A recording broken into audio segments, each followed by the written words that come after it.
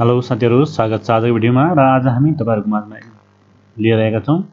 जस्तै तपाईलाई कसैले सोध्यो कि टाइम र मिनेटलाई क्याल्कुलेसन गर्नुहोस् अथवा जोड्नुहोस् हैन। जस्तै 10:50 छ एएम छ र 10 मिनेट चाहिँ जोड्दाखेरि चाहिँ कति हुन्छ, यो चाहिँ हामीले यसमा चाहिँ निकाल्नु पर्ने छ। कसरी निकाल्न सक्नुहुन्छ यसको बारेमा चाहिँ हेरौँ है साथीहरु। सबैभन्दा पहिले तपाईले टाइम मिनेट लेख्नु पर्ने हुन्छ र यसको लागि चाहिँ तपाईले फर्मुला लगाउनु पर्ने हुन्छ। ल हेर्नुस् है साथीहरु, बराबर गर्नु होला। त्यसपछि टाइम प्लस मिनेट भागा गर्नु होला अनि कोष्ठ सुरु गर्नु होला है त। कोष्ठ सुरु गरेर 24 लेख्नु होला। 24 घण्टा इन्टु 60 मिनेट कोष्ठ बन्द गरिदिनु होला, इन्टर गरिदिनु होला है त। अब यति गरेर पनि तपाईको आएन भनेपछि यसमा नम्बरमा गएर जेनेरल छ भने आउँदैन है त। यो आएको छैन र यसमा चाहिँ हामीले टाइम राख्नु पर्ने हुन्छ है त। टाइम राख्दाखेरि तपाईको आउँछ र ड्र्याग गर्नुभयो भने ठ्याक्क सबैको तपाईले यसरी निकाल्न सक्नुहुन्छ।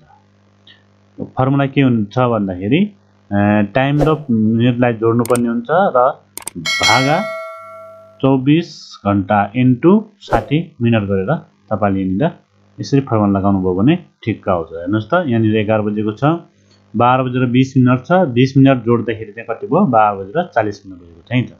यसरी तपाईले निकाल्न सक्नुहुन्छ। सबैभन्दा पहिले तपाईले यसलाई जस्तोको त्यस्तै लेख्नु पर्ने हुन्छ। एमा एएम छ, पीएम छ, त्यो लेख्नु पर्ने हुन्छ।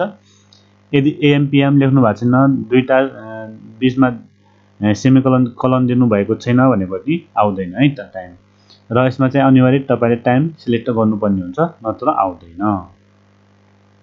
अनि त्यसपछि तपाईको छ स्टुडेन्ट लिस्ट। जस्तै नेम छ हैन, मेल फिमेल के हो भनेर चाहिँ हामीले निकाल्दाखेरि चाहिँ कसरी निकाल्ने त है त।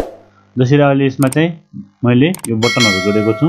राम छ, राम के हो तपाईले यहाँनिर जोड्न सक्नुहुन्छ है त। जस्तै अहिले यहाँ निकालेको छ। अब हामीले जस्तै राम त केटा हो भने चाहिँ हामीले मेल राख्नु पर्ने हुन्छ र गीता के हो, केटी हो, फिमेल आदि।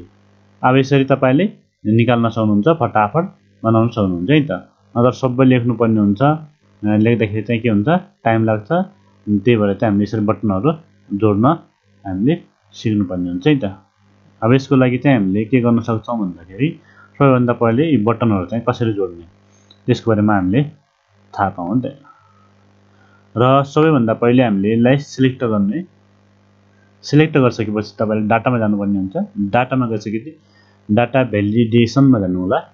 अब जस्तै मैले अहिले यो हटाइदिए, क्लिन गरिदिन्छु है साथी। अब त्यसपछि डाटा मा जानु होला अनि सेटिङमा गइसकेपछि अहिले मैले यहाँ क्लियर गरिदिन्छु ल। ओके गरे। अब अहिले चाहिँ यहाँ मेल फिमेल केही पनि आएको छैन हैन, आएको छैन। अब यसलाई चाहिँ हामीले हटाइदिए, सिलेक्ट गर्ने कहाँसम्म तपाईले त्यो राख्नु पर्ने हो अनि डाटा भ्यालिडेसनमा क्लिक गर्ने। त्यसपछि एलोमा चाहिँ गएर अनि यसमा चाहिँ लिस्ट बनाउनु होला है। लिस्ट यसमा चाहिँ के राख्ने, जस्तै male female am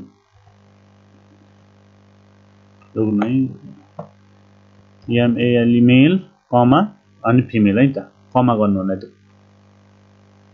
sorry L mail comma female अनि ओके गरिदिनु होला। ल यति गरिसकेपछि तपाईको यहाँनिर बटन आइसकेको छ र यसमा चाहिँ तपाईले मेल फिमेल के हो तपाईले यहाँनिर राख्न सक्नुहुन्छ है त। यसरी तपाईले के हो राख्न सक्नुहुन्छ। जस्तै राम भनेको केटा हो, मेल, राम गीता भनेको केटी हो, फिमेल। यसरी तपाईले फटाफट राख्न सक्नुहुन्छ है त। हजुरहरुलाई आजको हाम्रो भिडियो कस्तो लागेको छ लाइक शेयर सब्स्क्राइब गरिदिनु। Thank you.